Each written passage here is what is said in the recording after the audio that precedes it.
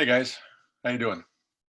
You can see it's 2.5. There I am right there. 2.5 that we're going to be taking a look at. And it's kind of an introduction to word problems. And a few things to make note. I usually have 4 things I would like to see on your homework. If you turn in your homework, any kind of documents you turn into me, we're going to ask you to identify what your variable means. For instance, if it's the letter X, you want X to be, and then detail. The hard part is creating your equation. That's the hardest part. And then solving. The last video that we had, it showed you solving equations, helped you do that. And of course, there's a sentence at the end.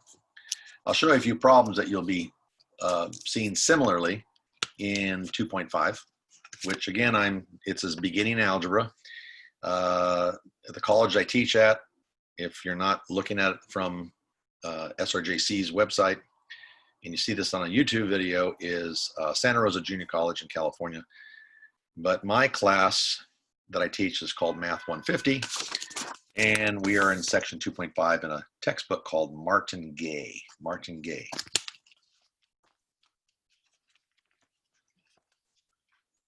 So the first couple percent problems that I want to take a look at would be if you see the is statement, that's an equal sign. So from left to right, I can see 28.6 is, okay, now what percent? That would be like what percent of, that's times 52. And you're looking for the percent. If you think about it, 28 is almost half of 52. 28 is what percent of 52? About 50%-ish. That's what my answer should be. In order to solve this, you're going to end up dividing both sides by 52. And over here, you'll get a calculator response. Of course, the answer will be a decimal. And then you'll have to move the decimal over 2 places to get it into a percent. Okay, so it looks like 0.55. Which, what percent? 28.6 is 55% of 52. Similarly here, I've got the number 126. The word is equal 35% of what number? That would be your variable X. And to get rid of the 35%, we're going to divide both sides by 35%. 35% is the same as 0.35.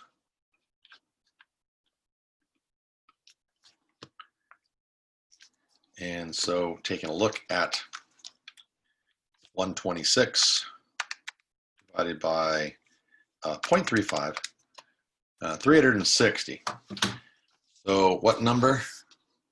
You can say the number is 360.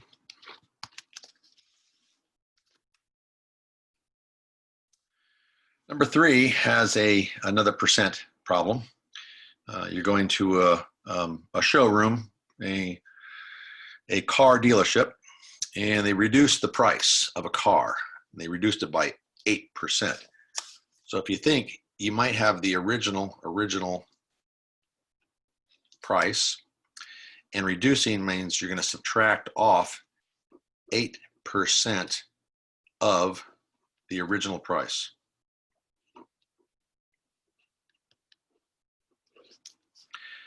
And the price of the car before the discount was $18,000. So I want to find the discount, and I want to find the new price. So if you think about the discount, this might not even need an equation. If the price of the car before the discount was $18,000, and you're reducing it by 8%, you could say the reduced, or the discount, should say that, discount equals 8% of original. So that's 0.08 times $18,500.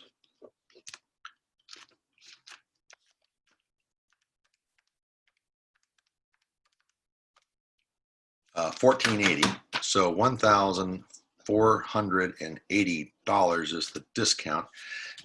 So the new price equals the original, which is $18,500 minus the discount.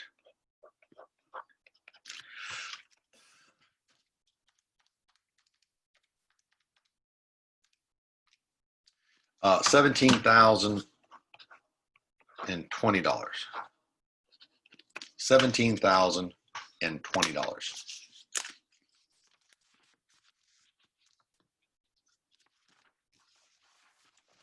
Next problem. A little number problem. To me, these are silly, almost meaningless, where maybe this is meaningful because you're talking about like real things like wood or discounts. But it's the setup and the process that's important here. So, okay, I see the word difference right there. I see the word doubled. I see the phrase result is, and I see more than, and I want to find the number. So let's let maybe W equal the number, just changing the variable up a little bit.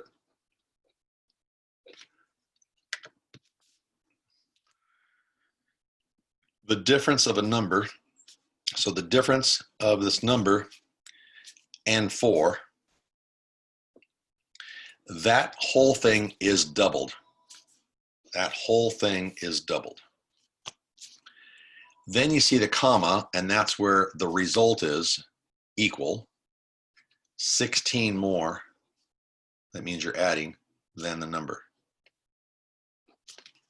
I almost wrote the variable x because you get such a habit of doing that. All right, we're W's.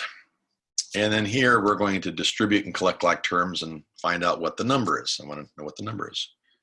So this is the hard part. The equation was the hard part. So 2W subtract 8 equals W plus 16. And I'll move the W over first. So I'll subtract W. So W subtract 8 equals 16, and then add 8. So it looks like we'll have W equals 24. So you'd say the number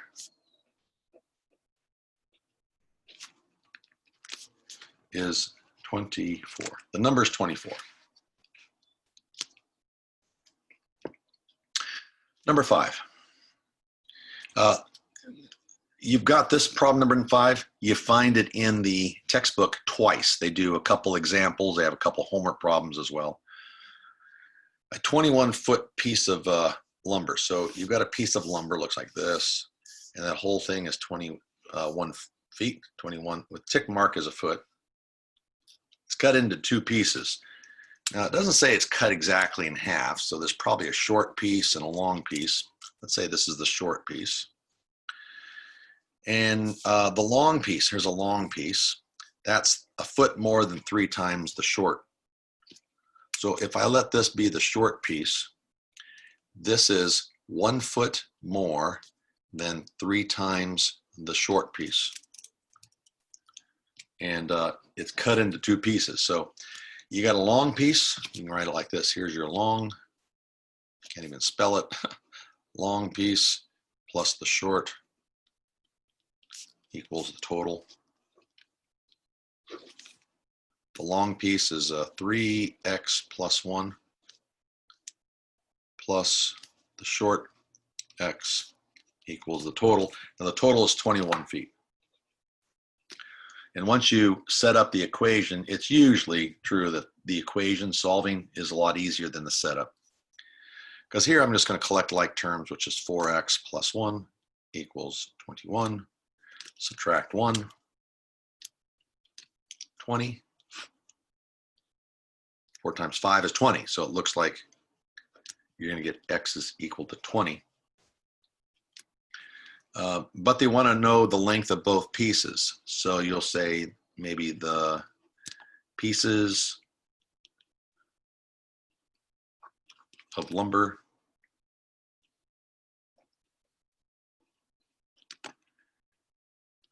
is 20 feet.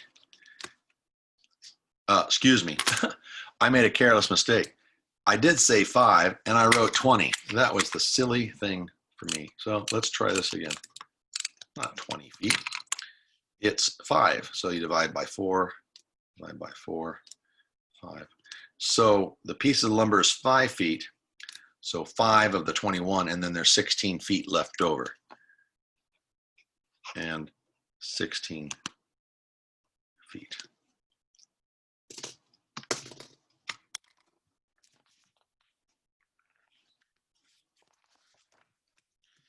Another problem you might have seen from geometry, complementary angles. In your geometry class, complementary and supplementary angles are oftentimes talked about. And that the angle right here is 90 degrees. The sum of two angles that's 90 degrees is called complementary angles. So what I have here is I'm going to have x degrees plus 2x subtract 3 degrees is equal to the 90. So again, right there, that's a 90-degree angle. Angle's 90 degrees. So this one wasn't as hard as the other one if you understood complementary angles, which I've given you. Their sum is 90 degrees. 3x subtract 3 is equal to 90. Add 3 to both sides, you'll get 93. And divide by 3, you'll get x is equal to 93 divided by 3, which is 31. The two angles are 31 degrees. Usually we put a little circle up there to mean a degree marker. So this is 31 degrees. The leftover is 31 times 2 subtract 3. The leftover right here is 2 times 31 subtract 3. It's 62 subtract 3. It's 59. This should be 59 degrees when I add it to 31. And it does, gives me 90 degrees.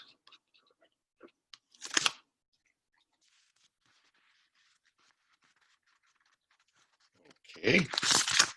Let's see if we have any more.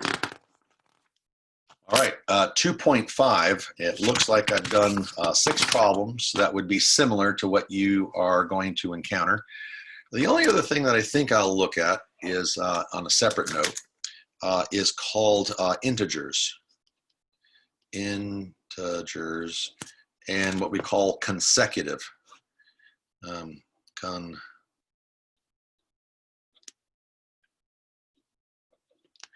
And then maybe this would be odd or even consecutive. So an example of this would be, let's see, this would be 3, 4, 5. That's 3 consecutive integers. Over here, if I do the even, that would be, let's say, 10, 12, and 14. You know, you're jumping by 2s. So the key on setting this up when you do a few of these problems, if you let x be the first, like it would be 3, and notice you're jumping by 1. So if x jumped by 1 is the second. If you knew this was 3 for the first, 3 plus 1 is 4. This is your second integer. And integers, no fractions. Integers, no fractions. And to go from 3 to 5, if you knew 3 first, 3 to 5, you add 2. So from 3, you add 2. That gives you the third number. Similarly, if you say x is equal to first, or the smallest integer,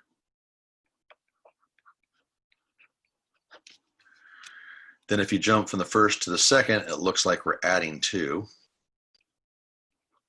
And you jump from the first to the third, from 10 to 14, I'm adding 4.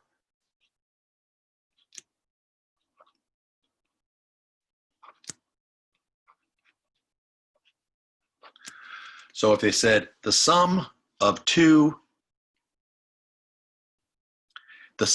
3 consecutive even integers, that means if you add this up, is equal to, like here, would be 36.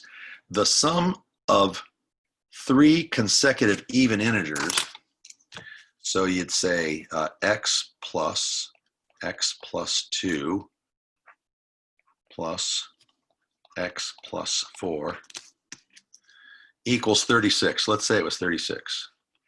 What this is going to do is you'll solve for x and you should get 10. Let's see, 1, 2, 3x plus 6. 6 subtracted from 36 is 30.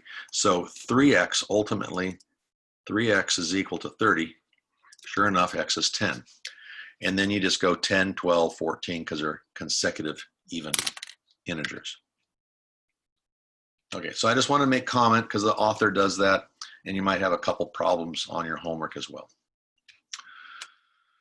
Okay, so until another time, it looks like I'm done for today. Until another time, for the next section, which I think have up is 2.6 in Martingale.